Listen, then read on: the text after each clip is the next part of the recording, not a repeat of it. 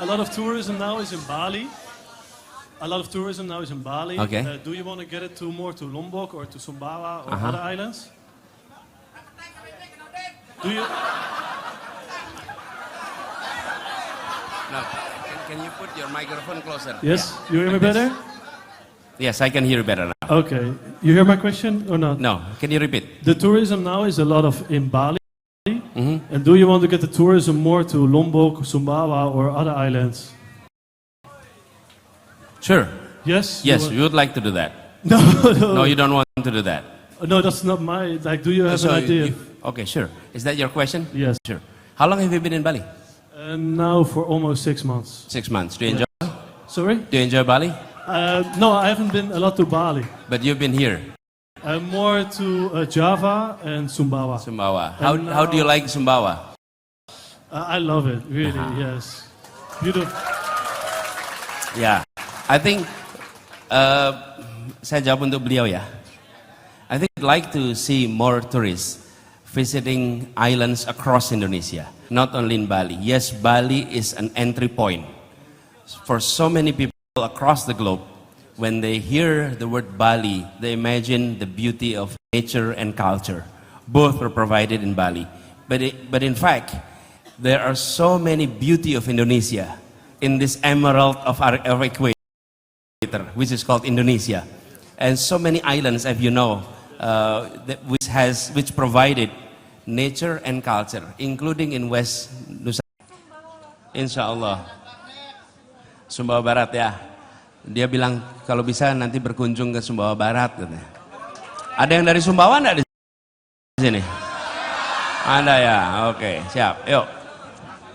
Oke Pak, cukup kali ya Pak bincang-bincangnya. Kita langsung masuk ke segmen 3, Tanyain Anies.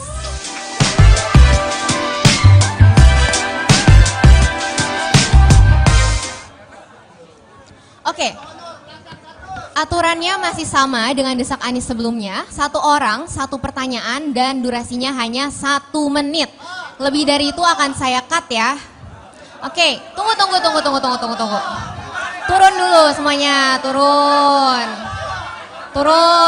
Kalau nggak turun, nggak akan dikasih kesempatan. Turun dulu tangannya. Tunggu.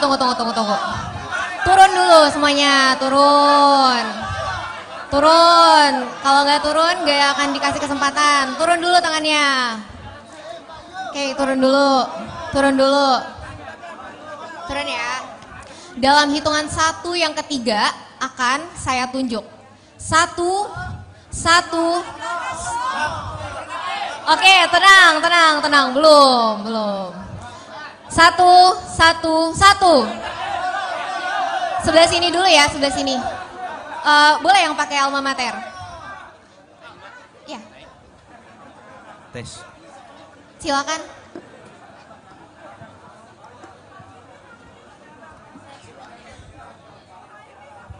Tes 1, 2, 3. Bismillahirrahmanirrahim. Assalamualaikum warahmatullahi wabarakatuh. Sebelumnya mungkin saya izin memperkenalkan diri Bapak. Kalau mungkin pasangan Bapak itu namanya Muhaimin Iskandar, nah yang bertanya ke Bapak hari ini namanya Al Muhaimin, dan juga sapaan akrabnya juga Caimin di kampus juga Pak.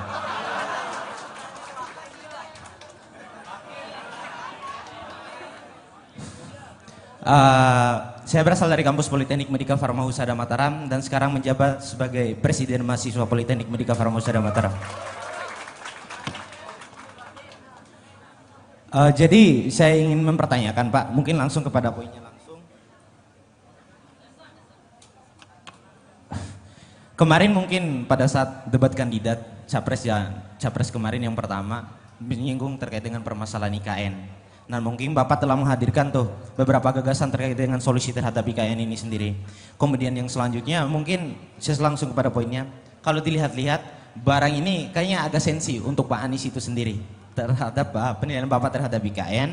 Dan kemudian terus kalau Bapak kurang pas rasanya dengan IKN ini sendiri, kira-kira solusi apa yang ingin Bapak hadirkan terhadap pemerataan dan pembangunan di luar Jawa, khususnya di Nusa Tenggara Barat? Karena banyak kita lihat bahwa akibat dari program IKN ini sendiri, kalau kita tinjau, ada banyak hal yang akan dikorbankan. Seperti itu mungkin kira-kira penyampaian Bapak kemarin.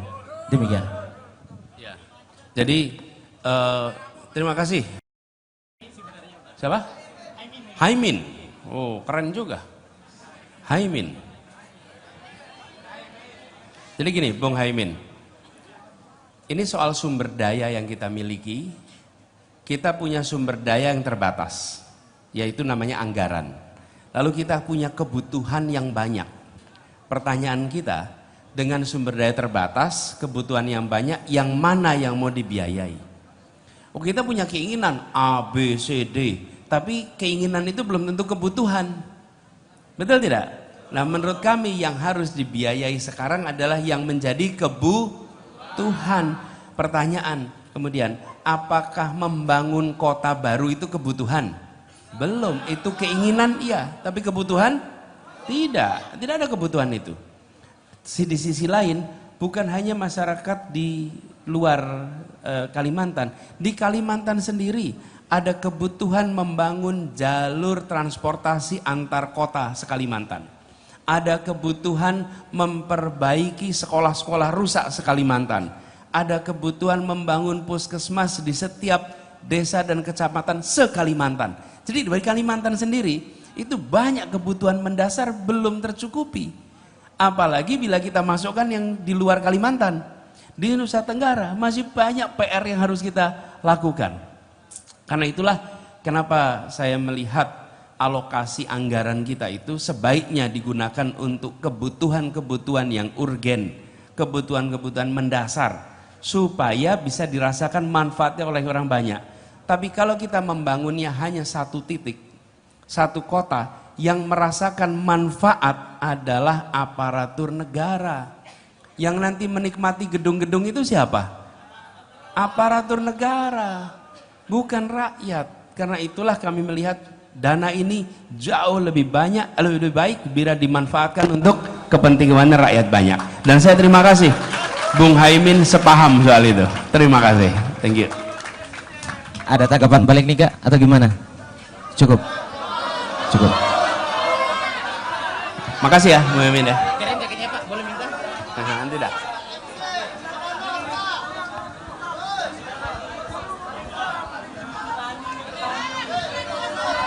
Gini. Biar adil, kan tadi udah. Teman-teman boleh tenang dulu, bantu ya, dibantu. Oke, biar adil karena tadi saya udah milih, sekarang gantian Pak Anies yang pilih. Jangan. Oh, oke. Rifka aja, Rifka yang pilih. Oke, siap Pak. Perwakilan perempuan ya, teman perempuan. Sebentar. Boleh turun dulu. Boleh turun dulu, aku hitung ya, aku hitung. Tapi teman-teman perempuan aja, oke? Karena tadi laki-laki sudah diwakilkan.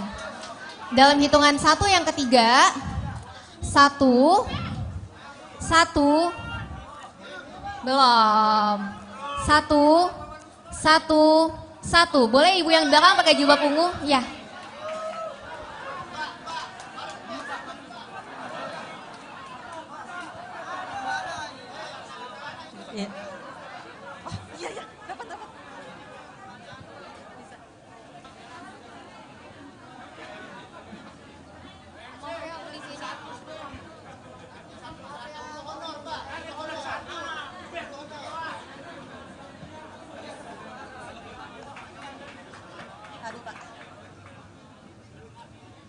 Assalamualaikum warahmatullahi wabarakatuh.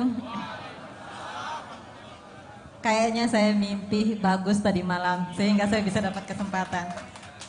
Sudah sering saya berdoa semoga bisa dapat atau ketemu sama Bapak langsung. Amin. Oke, perkenalkan nama saya Armi. Saya dosen di salah satu perguruan tinggi di Mataram, swasta. Oke, mungkin to the point aja Pak. Di NTB saat ini, di universitas swasta banyak sekali dosen-dosen itu tidak mendapatkan gaji yang UMR atau standar. Jadi di bawah UMR. Nah, terkait dengan hal itu, jika Bapak dan semoga Bapak dapat jadi presiden, regulasi apa yang Bapak terapkan terhadap dosen-dosen di bawah UMR tersebut? Pertama. Kedua, sorry, yayasan banyak yang nakal terkait dengan tidak menggaji dosen tersebut. Artinya regulasi untuk dosen dan regulasi untuk yayasan supaya kita juga merdeka untuk di Indonesia. Terima kasih Bapak.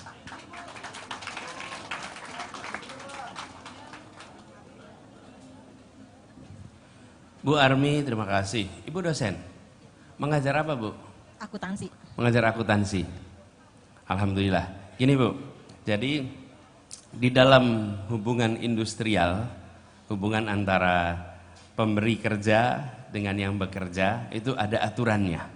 Dan aturan itu dibuat minimal untuk 3 kebutuhan. 1, dia memberikan rasa keadilan. Yang kedua, dia jelas membagi manfaat, memberikan manfaat. Yang ketiga, dia memberikan kepastian. Nah, aturan itu harus ditegakkan. Jadi, insya Allah nanti ini bagian dari komitmen yang kami akan lakukan karena keluhan ini ada di banyak tempat.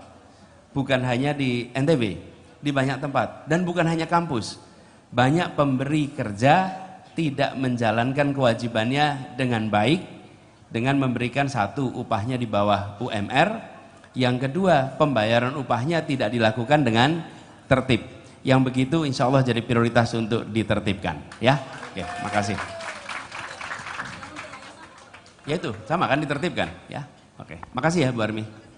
Salam buat teman-teman dosen. Saya serahkan pada MC.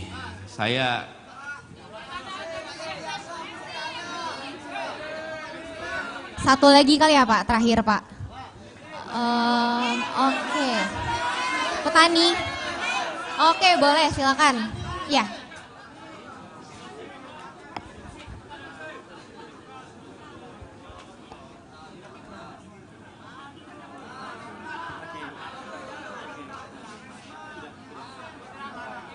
Tes 1, 2. Baik, terima kasih kesempatan luar biasa.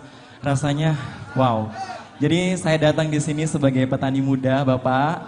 Jadi 2019 saya memutuskan untuk pulang ke kampung untuk menjadi petani dan sedang memperjuangkan diri untuk terus menjadi konsisten. Ya walaupun sekarang kita lihat di NTB dengan pertanian yang sangat sulit, termasuk kita lihat bukit-bukitnya ditanami jagung dan kami merasa keresahan itu sangat luar biasa. Tetapi Nama Anda siapa? Airil Sukma. Panggilan? Airil. Airil. Ya. Airil usia berapa? 27. 27 dan memilih bertani. Iya. Luar biasa. Kami punya komunitas namanya Bonjor Organik dan itu memang tugas kita untuk menghasilkan produk pertanian yang sehat rencananya. Mudah-mudahan itu ini. Kebetulan tahun 2020 saya menjadi pemuda pelopor untuk mewakili NTB di bidang pangan. Nah, alhamdulillah dari prestasi ini. Semenitnya habis. Oke, pertanyaannya bagaimana peran pemuda ke depan untuk di bidang pertanian dan yang terakhir adalah bagaimana mengatasi supaya pertanian ini ramah lingkungan di NTB. Ini, pertama soal bagaimana pemuda sebetulnya Anda yang harus berbagi pengalaman. Ini apa yang Airil kerjakan adalah rute penting yang banyak anak-anak muda tidak melihat. Kalau ditanya sektor apa yang sampai kapanpun akan ada. Salah satunya adalah sektor pangan. Pangan. Nah, banyak di antara anak-anak muda mau di sektor pangan tapi di hilir. Hilir itu apa? Bikin kafe, bikin restoran, itu hilir. Hulunya jadi petani. Dan pertanian itu, kalau pertanian secara makro, itu meliputi unsur pertanian nih. Pertanian itu sendiri, perkebunan, perikanan, kelautan, kehutanan, itu semua adalah pertanian dan itu hulu. Jadi kalau ada anak muda mau ambil sektor yang dalam jangka panjang akan selalu eksis, salah satunya sektor pertanian. Jadi Airil, saya malah salut dan menurut saya Anda harus promosikan lebih banyak lagi anak-anak seperti Anda nih. 73% dari petani Indonesia berusia di atas 45 tahun. Ya, sehingga kita cuma punya seperempat nih yang usia di bawah itu. Kita akan kekurangan stok petani di masa depan. Kemudian pertanyaannya, apa tugas pemerintah? Supaya anak muda mau ke pertanian. Sektor pertanian harus menjadi sektor yang membawa kesejahteraan bagi petaninya. Kalau menjadi petani tidak sejahtera, mana ada yang mau jadi petani? Betul tidak? Dan itu salah satu masalah utamanya. Petani tidak sejahtera sehingga anak muda tidak mau jadi petani. Anda masuk di sektor yang unik. Karena Anda masuk ini kemudian membawa gagasan pertanian yang berkelanjutan. Betul tidak? Nah, pertanian berkelanjutan ini udah punya segmen pasarnya. Karena itu segmen pasar ini bagus. Anda karena menawarkan berkelanjutan. Pasti menggunakan pupuk yang serba organik, semuanya serba ramah lingkungan. Nah, itu pasarnya besar tuh. Bagus di situ. Tapi kami melihat seluruhnya bagi pertanian tradisional harus diubah. Karena itu kenapa kita merencanakan reformasi, namanya bukan sekedar pertanian. Kita mau melakukannya revolusi agromaritim untuk Indonesia. Supaya kita ubah kebijakan itu agar lebih banyak lagi anak muda yang mau menjadi petani. Anak muda tidak mungkin mau masuk dunia usaha yang tidak memberikan keuntungan, nggak mungkin. Jadi inilah salah satu yang itu PR-nya di pemerintah. Tapi yang saya berharap dari Airil, saya berharap Airil berbagi cerita betapa membahagiakannya menjadi petani itu. Oke? Ya, siap? Siap. Kita salaman ya? Ya. Oke, terima kasih.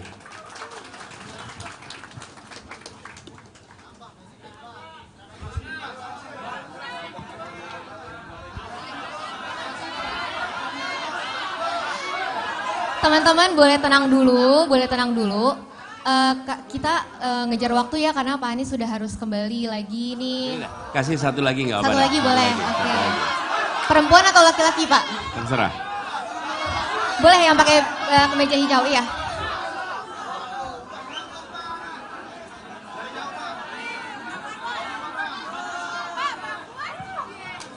Gini, kalau tidak dihabiskan insya Allah kunjungan berikutnya. Mudah-mudahan. Cek. Boleh salaman dulu Pak?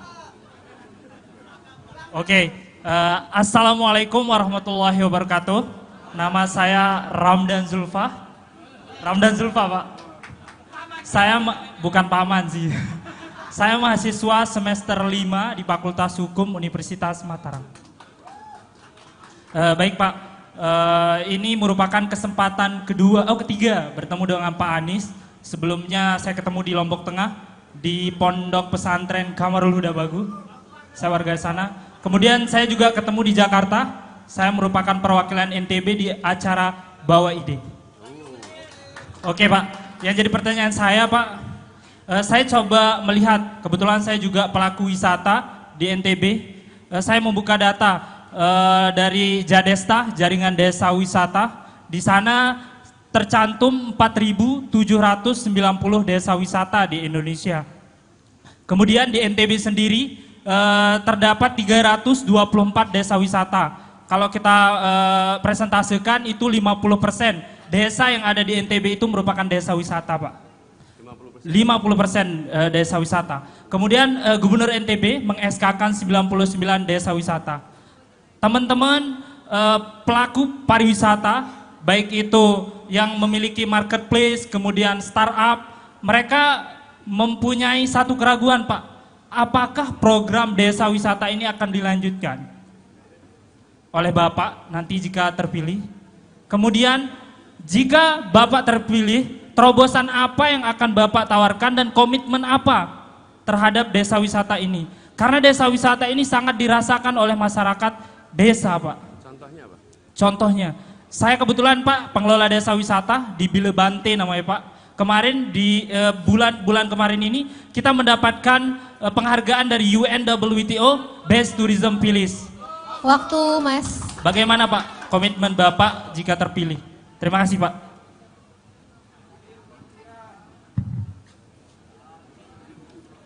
Ya, Bung Ramdan Zulfa. Ya. Makasih. Jadi pertama soal desa wisata. Desa wisata ini sesungguhnya pola pariwisata yang paling bisa memberikan kesan. Kenapa? ketika wisatawan dari luar datang dan dia tinggal di hotel dengan setting bintang 5 yang suasananya mirip tempat mereka berasal, maka dia mendapatkan pengalaman yang minim. Tapi ketika dia tinggal di sebuah desa dan bersama-sama dengan masyarakat, maka dia mengalami bukan sekedar menonton, tapi dia menjalani kehidupan seperti masyarakat setempat. Betul kan? Itu yang biasa disebut dengan istilah cultural tourism. Cultural tourism itu bukan sekedar menonton budaya lain, tapi mengalami budaya lain. Dan kalau dia mengalami, maka dia lebih menghormati budaya kita. Di sisi lain, dia akan pulang menceritakan pengalamannya pada begitu banyak orang, karena dia bukan hanya menonton tapi mengalami. Nah, ini kenapa pola cultural tourism ini bagus sekali. Jadi kalau boleh saya cerita sedikit, saya sudah bicara tentang cultural tourism ini tahun 92. Waktu itu ada World Cultural Tourism Conference dan saya menjadi mahasiswa yang berbicara tentang pentingnya cultural tourism. Oke? Nanti Anda boleh cari artikelnya. Ada artikelnya di situ tentang cultural tourism tahunnya 92, dan ini kenapa saya percaya ini penting? Menjadi pembeda antara datang menonton dan datang mengalami. Nah, jadi apa yang tadi disampaikan Bung Ramdan, kalau dari sisi komitmen pribadi, insya Allah diteruskan. Mas diteruskan. Bahkan saya I'm a believer of cultural tourism sejak tahun 92. Kalau dihitung ke sekarang sudah berapa tahun tuh. Cuman jangan dihitung lah, jadi kelihatan tua nantinya. Anda belum lahir barangkali, belum lahir. Jadi kita setuju sekali dan Bung Ramdan teruskan itu. Itu sebuah endeavor yang penting sekali ya, gitu. Oke, makasih. Salam buat teman-teman bawa ide semuanya, oke? Oke, baik teman-teman, cukup ya. Ini begini. Ya, nggak apa-apa dah. Nih guru honor kasih dah. Saya udah terakhir ya. Oke.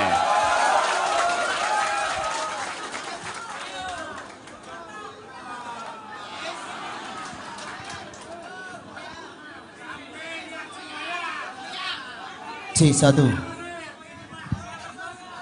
Sebelum saya mulai, terlebih dahulu hidup guru honor, hidup mahasiswa, hidup masyarakat, hidup rakyat Indonesia. Terima kasih. Assalamualaikum warahmatullahi wabarakatuh. Langsung saja, Bapak Anies Rashid Baswedan.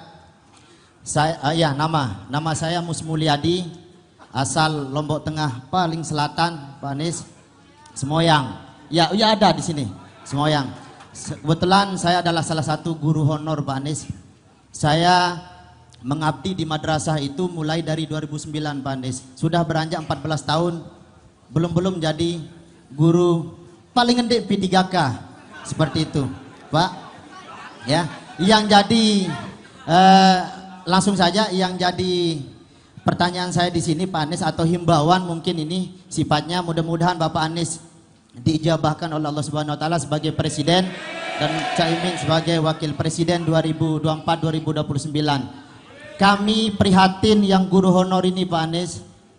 Guru honor ini mohon maaf, gajinya 1 kali 3 bulan digaji itu 600.000, Pak.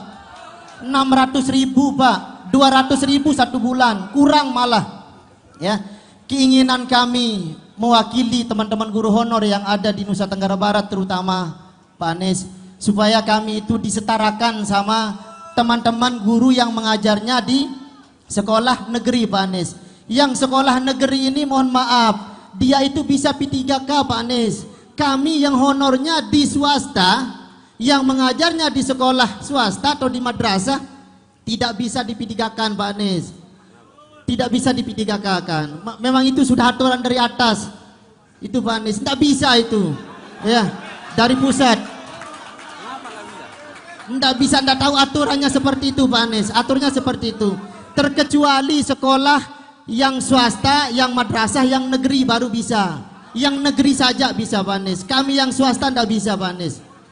Ya, mohon supaya Bapak Anies ya didengarkan kami yang guru honor ini Pak Anies, supaya paling tidak satu saja keinginan kami teman-teman, supaya nanti kami yang honornya di sekolah swasta bisa untuk melamar P3K Pak Anies. Mohon maaf Bapak Zulkifli Mansah, karena beliau sudah ini, kami juga sudah, saya ngomong sama beliau dulu bertanya tapi tidak dibawa-bawa ini Bapak gitu Pak Anies.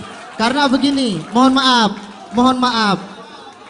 karena di sini sama-sama kami itu mencerdaskan anak bangsa. Ya, sama-sama kami itu sudah sudah kuliah Pertanyaannya? S1 ya. Pertanyaannya apa? Itu aja tadi itu permintaan supaya kami itu namanya disetarakan. namanya siapa? Mus Mulyadi. SPD. Ya, karena kami guru. Ya, itu saja. Ya. Bisa ditangkap nih ini Pak Anies.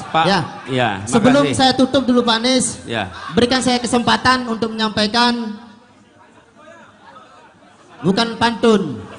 Ya, ini yang sering diucapkan oleh Bapak Anies ya. Wakanda no more, Indonesia forever. Indonesia forever. Terima kasih. Wassalamualaikum warahmatullahi wabarakatuh. Makasih. Boleh duduk dah sekaligus. Oke, baik. Cukup ya Pak Anies?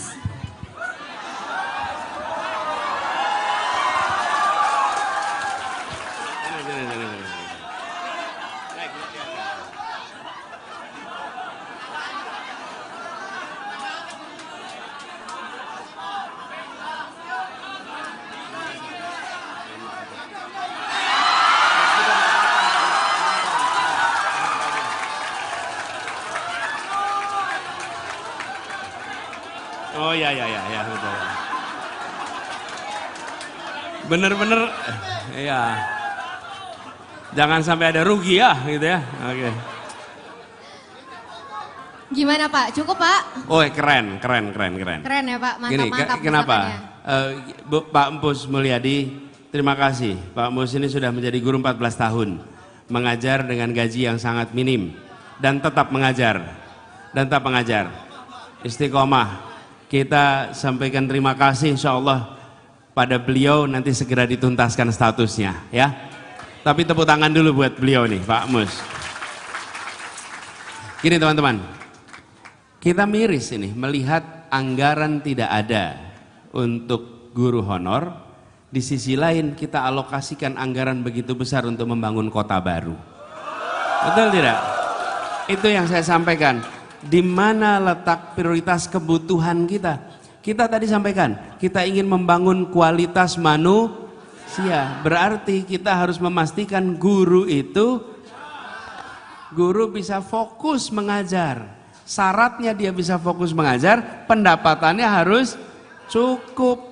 Kalau pendapatannya kurang, dia tidak fokus. Dia harus mencari pendapatan tambahan di kanan kiri. Betul tidak? Dan itu salah satu program kita Pak Mus. Kita ingin agar guru-guru statusnya menjadi punya kepastian. Dan kita sampaikan tadi dalam berbagai forum, kita ingin menghentikan diskriminasi antara negeri dan swasta dalam berbagai kebijakan. Dan perbedaan perlakuan sekolah negeri dan sekolah swasta, sekolah umum dan sekolah agama. Dan ini bukan kewenangannya Pemprov, ini kewenangannya pemerintah pusat. Jadi jangan tanya gubernur, ini pemerintah pusat ini. Dan betul, saya juga sebagai gubernur dulu ada punya kendala di situ. Tapi ini kewenangan di pemerintah pusat. Karena itulah kemudian, insya Allah nanti ini kita bawa. Ini aspirasi bukan hanya aspirasi Pak Mus. Ini aspirasi guru-guru di seluruh Indonesia. Ya, jadi kami merasa ini PR yang harus segera dibereskan. Nah, harapannya nanti kesejahteraannya meningkat, gurunya juga jadi pembelajar. Dia mampu untuk belajar terus-menerus dan dia bisa mencerdaskan anak-anak kita sehingga menjadi anak-anak yang berakhlak, anak-anak yang mandiri, anak yang dirasakan manfaatnya. Teman-teman sekalian, saya ingin sampaikan terima kasih. Terima kasih karena saya harus meneruskan perjalanan kembali ke Jakarta. Dan terima kasih sudah hadir semua di sini. Terima kasih pada semua yang memilih datang ke tempat ini. Oke, kita semua ingin perubahan di tempat ini. Betul? Kita ingin perubahan dan kita ingin agar kemajuan betul-betul dirasakan oleh semua. Nah, ini Bapak Ibu sekalian, semua yang tambah satu itu tidak pernah selesai. Oke? Iya, memang begitu. Jadi kita cukupkan di sini. Terima kasih. Ada closing dari moderator atau? Dari Bapak aja. Oh, dari biar saya. Teman-teman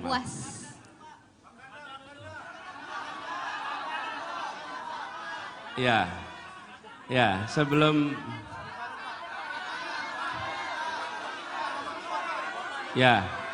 Ibu sekalian, saya ingin sebelum itu, saya ingin pesankan pada semua, perubahan atau tidak perubahan itu keputusannya ada di tangan teman-teman semua.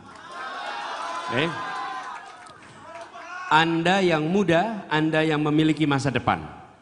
Anda pemilik masa depan dan Pilpres adalah tentang masa depan. Pemilu adalah tentang masa depan. Keputusan yang dibuat di tanggal 14 Februari itu berdampak pada perjalanan kita ke depan. Oke? Kita punya banyak masalah. Kita punya macam-macam masalah. Tapi kita punya sekarang 3 opsi yang tidak bisa ditambah. Cuma 3. Anda harus menentukan pilihan dari 3 ini. Saya tidak meminta Anda untuk memilih salah satu. Saya tidak minta Anda milih nomor 1. Tapi saya minta Anda untuk jangan sia-siakan hak pilih yang Anda miliki. Oke? Yang kedua, saya minta kepada Anda untuk menjadi pemilih yang rasional. Rasional itu artinya memperbandingkan. Rasio itu artinya perbandingan. Orang disebut rasional bila dia memilih dengan membandingkan. Dan Anda bebas membandingkan apa saja. Membandingkan cara bicaranya boleh, membandingkan rambutnya boleh, membandingkan apa saja. Tapi saya usul, bandingkan rekam jejaknya. Oke? Bandingkan rekam karyanya, bandingkan rekam prestasinya, dan bandingkan rekam gagasannya. Oke? Jika kemarin tidak ada gagasan, besok tidak ada gagasan. Bila kemarin belum ada karya, besok juga tidak ada karya. Betul tidak? Apa yang sudah dikerjakan besok adalah prediktor ke depan. Karena itu saya minta kepada teman-teman semua 2 hal. 1, manfaatkan. Yang kedua, jadilah pemilih yang rasional. Dan kemudian sesudah itu Anda tentukan apakah Indonesia jalan di rute sekarang atau Indonesia ambil perubahan. Pilih mana? Perubahan. Kalau perubahan berarti nomor berapa itu? Insya Allah dari NTB perubahan akan berjalan untuk Indonesia. Dan kita bisa bilang nanti Wakanda no more, Indonesia forever. Teman-teman, saya ini pakai jaket. Enggak, jaketnya suka nggak jaketnya? Suka. Ntar, sebelum.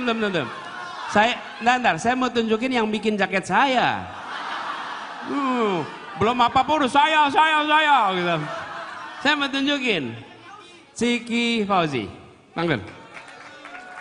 Ini yang bikin jaketnya nih. Ciki Fauzi ini putrinya Ikang Fauzi dan Mbak Marisa Haq, ya. Beliau yang bikin nih. Oke. Nah, tapi gini, saya mau kasihin jaket ini. Boleh kan? Boleh. Gini. Jangan dilempar, nanti kayak yang satunya. Betul nggak? Iya. Saya mau tanda tangani dulu ya.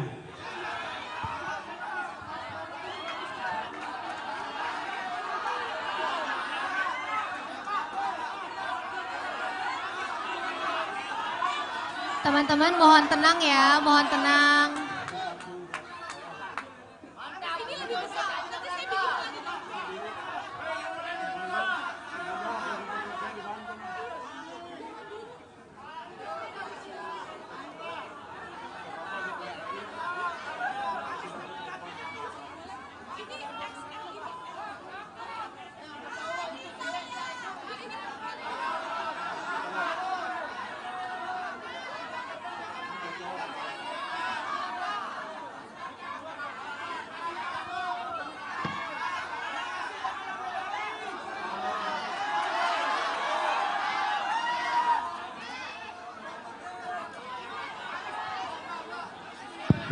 Oke, sebelumnya gini. Jadi yang bikin jaket ini ibunya namanya Marisa Haq. Nah, bapaknya namanya Ikang Fauzi. Dulu wakil gubernur saya di Banten. Nah. Jadi ada satu buat cowok, satu buat cewek ya, Mas Anies ya.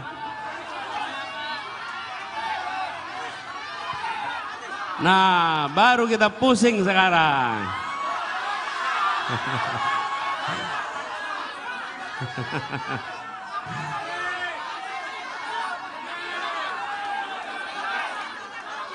Gimana cara baginya coba ini?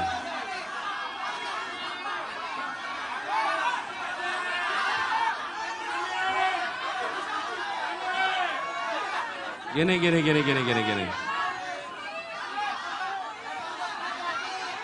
Teman-teman harap tenang dulu ya.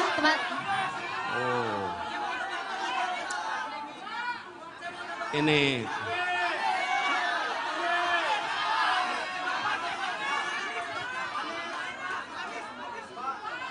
kalau gini, Bapak sekalian, teman-teman, bentar, sebelum itu, saya mau tanya dulu, Siki, kalau mau pesen ini di mana? Mungkin nanti bisa dibeli di Cikigo. Cikigo ya. Sebenarnya ini saya bikin karena permintaan teman baik, tapi kayaknya nanti saya bisa bikin lebih banyak lagi. Ya, gini, Pak Jul, gini kalau semua kita kepengen ya. Tapi gini, kalau boleh saya usul ya. Saya usul nih, saya merasa ini yang kami terima ini, saya ingin berikan kepada guru yang belum diangkat. Boleh ya? Guru Nerer ya, sini Pak Guru. Nah.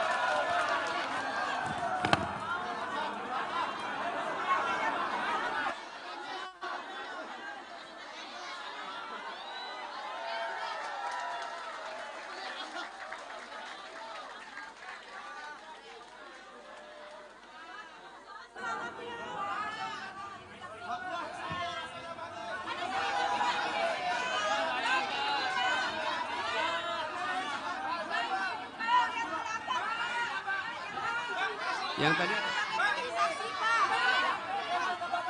tadi ada yang bertanya perempuan nggak? Nggak ada. Ada. Oh ya. Ada ibu. Satu laki, satu perempuan. Ya. Tadi yang perempuan siapa yang bertanya tadi? Enggak, yang bertanya. Ibu, boleh. Ibu bertanya. Ya, nah ini kita kasihan pada lagi-lagi yang dapat ternyata adalah dua pribadi yang mencerdaskan anak bangsa tapi belum mendapatkan penghargaan yang setara, betul tidak? Yang satu guru honorer 14 tahun dia diangkat, yang satu dosen yang tidak mendapatkan haknya dengan baik, betul? Ikhlas ya diberikan pada mereka. Ikhlas ya, ikhlas. Insya Allah. Ibu, mari Bu. Kita berikan kepada dua pribadi yang mewakili. Teman-teman semua. Sebentar. Rata-rata yang di sini pernah sekolah bukan? Pernah kuliah bukan? Di balik kuliah Anda ada jasa guru. Betul tidak? Dan dua ini yang sekarang menerima adalah mereka yang berjasa atas pendidikan di NTB. Oke? Makasih. Insya Allah ini adil. Ya. Teman-teman semua, NTB, terima kasih NTB. Terima kasih NTB. Insya Allah kita jumpa lagi. Dan mari sama-sama pastikan perubahan terjadi di NTB. Insya Allah. Salam buat semuanya. Assalamualaikum warahmatullahi wabarakatuh.